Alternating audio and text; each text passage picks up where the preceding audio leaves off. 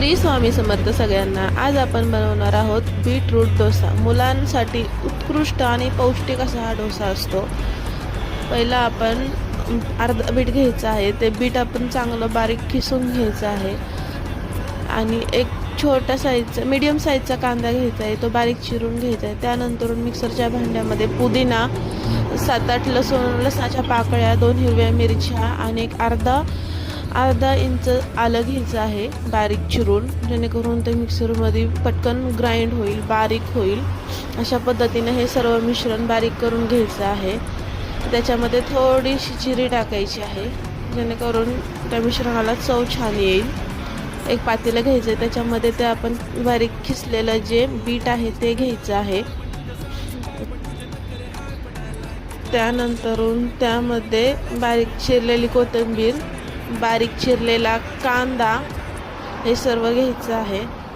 त्यानंतरून त्यामध्ये जे आपण बारीक केलेलं मिश्रण आहे, हिरवी मिरची, पुदिना, अद्रक आणि लसूण, जिरे ह्याचं मिश्रण आहे ते घ्यायचं आहे।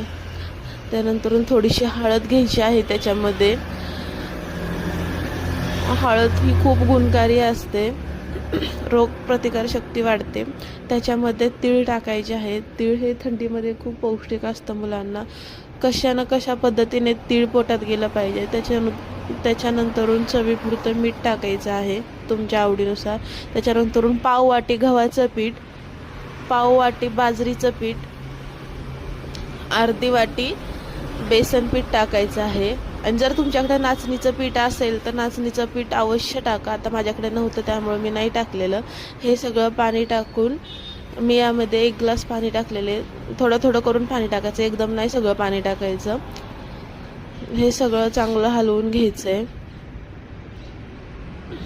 तोपर्यंत पॅन गरम करायला ठेवायचा, त्याला तेल लावून घ्यायचं आणि हे मिश्रण पळीच्या साहाय्याने त्यावरती टाकायचं। त्यावरती थोडेसे तीळ टाकायचे, थोडंसं तेल टाकायचं आणि झाकून ठेवायचं। एक मीडियम गॅसवर 4 ते 5 मिनटं हे झाकून ठेवायचं, जेणेकरून चांगलं खालच्या साईडनं चांगलं खरपूस भाजलं पाहिजे।